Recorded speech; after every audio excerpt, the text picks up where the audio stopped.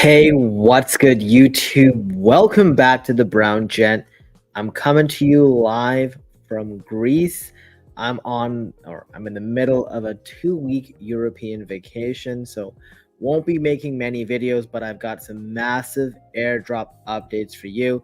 Apologies if the internet may have me coming in and out, but we'll jump right into it. Before we do, just remember, nothing I say is financial advice. Please do your own research. I'm just a guy on YouTube, and make sure you follow me on all socials, because number one thing is you guys want information as soon as it comes out, and making a video can be quite a bit of a production thing. I gotta have my mic set up, I've got to have quiet around me, a stable internet connection, whereas I can be on Twitter, Discord all the time. Follow me on Twitter for more recent updates. Also follow me on the bank. Make sure you see exactly what I'm doing before I make the video. And if you see all this and you say, hey, I want extra coaching, guidance, and support, check out the Web3 Secret Society. We got 250 or so people in there learning how to do airdrops, but most importantly, making sure that they're creating life-changing wealth. So check it out, link in the description below. Now, the first thing I do want to highlight here is, no surprise to anyone, we've seen a massive retracement in our favorite cryptos over the last, maybe week or so. Most importantly, over the last 24 hours, we've seen a massive pullback with a confluence of many factors. The tensions in the Middle East, the result of the Japanese carry trade, which I'm going to talk about right now, which is really Japan. The Bank of Japan increased their interest rates. So they went from, making it free to borrow money to having it a 25 basis point hike. What that means is people who thought they were getting this money for free effectively no longer had that and realized, wait a second, there's some risk. I've got too much exposure. Let me unwind. When they did that, they didn't just sell cryptos, they sold equities. We're going to see this across the board, which is why we saw the stock market as very red today. And then on top of it, people who got caught in the crossfires are those people who are stuck in leverage. And then what happened, unfortunately, is a lot of these meme projects have a ton of insiders, and any of those who got hurt somewhere else, it forced them to dump a lot of their tokens. So we did see some tokens hold off better than others, especially in our favorite major cryptos, as in like Bitcoin, ETH, and Sol. But it's definitely something that you guys got to keep top of mind, because there was also weak US economic data, lots of other things going on around election predictions in the US, where one candidate may be seen to have a worse impact on the outcome of our markets. Who knows exactly what's going to go on? That doesn't change anything for me. I'm still long-term bullish. I still think we're gonna we're very close to sort of going into that banana zone, like Raul Paul says, and we are, I'm still holding very strong. That being said, as you guys know, I'm very, very particular on the types of tokens I hold. Bitcoin, ETH, and Sol make up around 80% of my portfolio. If you want to see the rest of my portfolio and everything else and my exact allocations, well, you got to join the Web3 Secret Society for that kind of information. Now, cryptocurrencies are starting to recover, but that doesn't mean we're out of the woods just yet. So please just be careful. I always preach the same thing over and over again. You just got to make it to the start of the bull run, and then you're golden. So many people try to front run everything, and they're going to get hurt. Don't let that be you. All right. First update is from Zerit. So Zerit actually announced today that they've launched their main net phase 1. With that comes the ability to claim your season 1 airdrop. Okay, so you can do that. There's a whole thread here which I've linked in the description below. Also, just to note, their season 2 already started, and 14% of their Zerit token is reserved for future rewards, so you can earn a bunch more. Now, all you got to do is go to the link I put in the description, or you go to the Zerit page and go to airdrop claim, and you can go ahead and claim your token. It takes potentially up to 24 hours to arrive in your wallet, but most importantly, just know you cannot sort of transfer this token yet. They're going and taking a page out of the Eigenlayer playbook, and you'll have to wait till mainnet phase 2. And I checked Whales Market. There's no way to pre-sell yet. Maybe there will be a way. Who knows? But still good to know. And if you're interested in joining, I put a link, my referral link in the description below if you want to join season 2, because I think it's still decent. They're going to have an L1. Now, I have told you guys many times, I believe HyperLiquid is probably one of the best opportunities in this space. Their points for week 8 have been distributed. That gives us another 7 weeks left, 7-ish weeks left. I've already made a sort of airdrop guide on HyperLiquid. I don't go into too much details. I tell you how to get set up and my initial thoughts, which did work out somewhat well. That being said, more recently, I have learned how to earn much more points. I've been sharing that within the Web3 Secret Society. Once again, that's information that's very clear for, if I tell everyone this, basically, it's going to massively dilute people's bags. So if you want that information, make sure you check out the Web3 Secret Society. And right now, you can go ahead and if you go on here, these points are worth $5 to $6 each. The last day, I guess it's dropped to $3.75, but there is a very strong market for this. And from what I've seen from some big whales, they're looking for upwards of $10 a point. So I got 86 points last week. That's $860. It's a very simple and clear, neat strategy. I see. Gizla says there's an echo and a delay. I do apologize if that's the case. I don't have any other options just because I'm in Greece and, it is what it is. I thought it should be fine, but, if it doesn't get better, hopefully this will be the only video you'll have to deal with that for this. Okay. So that's an update on HyperLiquid. So yeah, if you want more information, check out the Web3 Secret Society. Another update for you is on Chroma. So this is more of a time-related update. If you did any of the 9-week quest for Chroma when we got the Chroma Quest Master, there was also a portion of it that gets you some KRO tokens. So make sure that you go into your Galaxy and reconnect your wallet if you've disconnected it, and you'll make sure you get the points.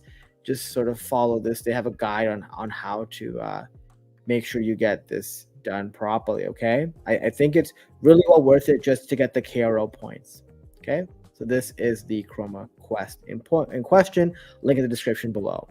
There's an update on Elixir, who have introduced yet another sort of fiat token or stable coin, let's call it, decentralized US dollar. Won't go into too much of the details here. Suffice it to say, their sort of potion campaign is still going on. If you haven't joined, I have the link in the description here. And in about 22 days and 12 hours, if you've earned a Mystic Chest, you'll be able to open it and claim it when the sort of campaign goes live. Most people didn't put too much TVL in here just because we had to split our money across many different campaigns. I chose EtherFi and a bunch of other liquidity campaigns, but definitely something to check out. You never know if it's not linear, it could be very useful. I have not staked any DUSD, but there was a bit of drama, and that was because they were saying that if you sort of unstaked and withdrew early, you were going to pay a penalty. They really didn't handle it, let's just be honest, because what they've done is they're now giving bonuses to those who hold it for longer, which effectively is the same. Instead of taking away half, you give twice as much to others. At the end of the day, the value should still sort of adjust the same way as it was before. So that's sort of the update here on Elixir. Definitely a decent protocol. We'll see how it goes. Should be fine. I can't remember off the top of my head. I think there were going to be another perp decks. So who knows? But they do also have the sort of supply piece. So I was also supplying money on Elixir to support the Orderly network in that campaign as well.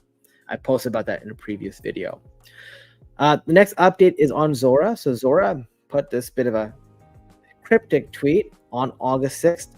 Zora shines a new kind of light, which is tomorrow. I guess it's today because I'm in Greece. That's 2:30 a.m. revealing the value of your imagination. And they put fundamental protocol upgrade incoming. And obviously a lot of people going, wait a second, is there a token, TGE, what's going on, etc. As you guys know, farming this is very important to me. I think, ETH L2s are very good value. We saw this in ZK Sync, Mode, Arbitrum, right? So definitely check out this guide if you haven't already. I walk you through some of the simple steps on how you can ensure that if they do have an airdrop, that you will cash out big. Remember, if you look at my ZK Sync airdrop guide, those who followed it got max allocations, including myself, and that was worth 30,000 US dollars at a time when the market was oversaturated with airdrop farmers and such. You got to do things right. It's not about just doing them. It's about quality, not quantity. Remember that, guys. Okay. The next update is on DBR, or the Bridge token. So they are going to have the Bridge ICO around the end of August. I've included the sort of the thread here, but more importantly, what you need to know is they're going to have a vault that sells 2% of the supply of the DBR tokens. Basically, they're looking at a price of 2.5 cents per token. And when you look at this, you have only eligible users able to deposit USDC into the vault with a cap of 25K. And that's supposed to apparently have fairness and equality for all eligible users.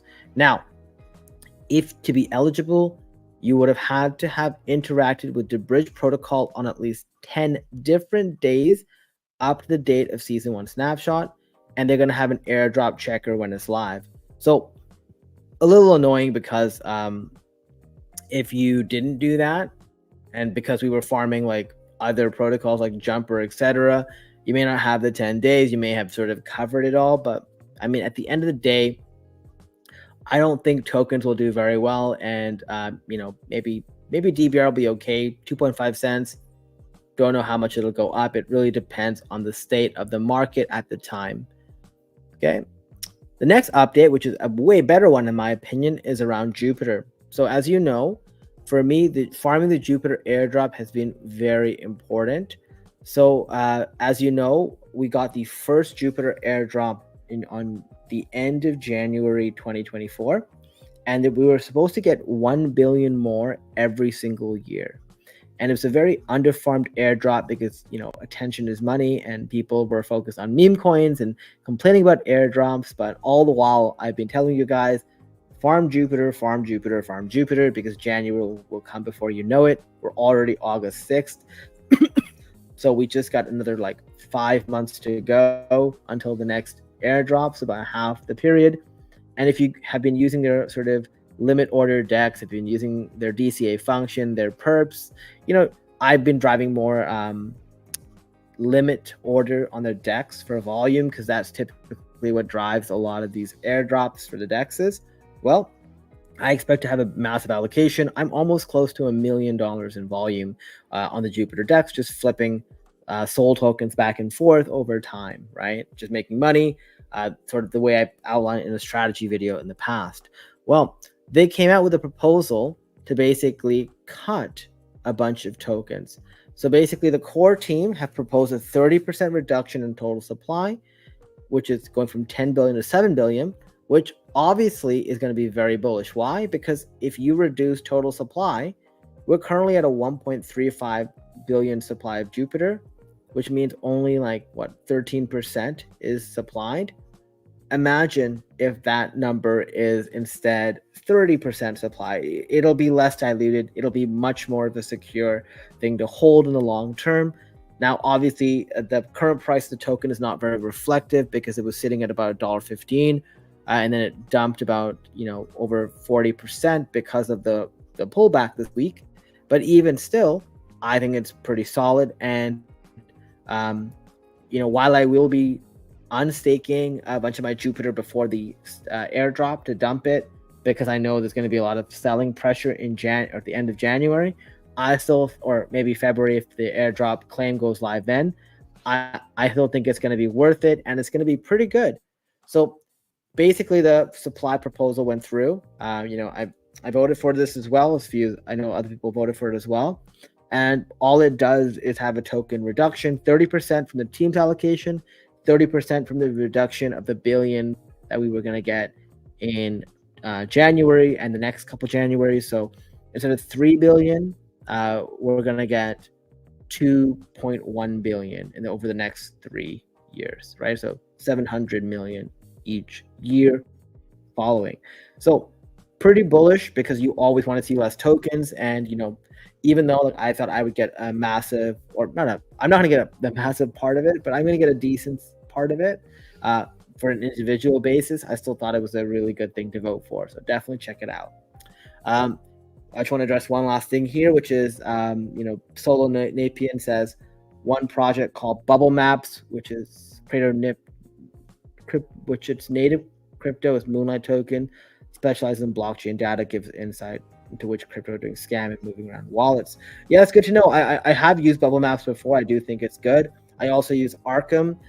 One thing I will say around what we saw with the most recent market activity, very interesting to note that the institutions were not panic selling, which we obviously know, but it's good to know BlackRock, Fidelity, and others, they were not panic selling BTC or ETH. In fact, likely they were buying. So this is also another reason why I love buying BTC, ETH, and SOL. You want to buy the majors, the one that people have confidence in, and the one that don't have a bunch of insiders looking to dump on you, like meme tokens and stuff like that. But guys, I hope you enjoyed this video. If you did, please do me a favor, hit the like button. I would really appreciate it. Share this video with anyone that you know. I'm going to be back, and I promise you guys, when I'm back around next week, I'm going to be doing much more regular videos. You're going to see me a lot more on YouTube. I've kind of burned myself out during the first few months of the year, but I'm going to be back stronger than ever. And I do have an update for you guys. And Andrew, or Andrate, I guess you got to get rid of the E because what's it called? We'll just say you got a very familiar name. To find a JUP volume, I'm neurotic. So what I do is every time I make a trade, I document it on a spreadsheet. If you go to the Jupiter website, jup.ag, I think that's what it is offhand, you can go into the DEX and look at history and just write it down somewhere and keep track of it. There are Dune dashboards, but I find they're not accurate. So I would recommend using those, but the Dune dashboards I've used in the past are terrible. So check that out and then write stuff down, and that's the best way to approximate and get a rough idea of where you're at. Anyways, guys, I really hope you enjoyed this video. Like I said, I'll be back stronger than ever. Make sure you like the video, share the video, subscribe if you haven't already. Follow me on all socials, and in the next video. Thanks for watching.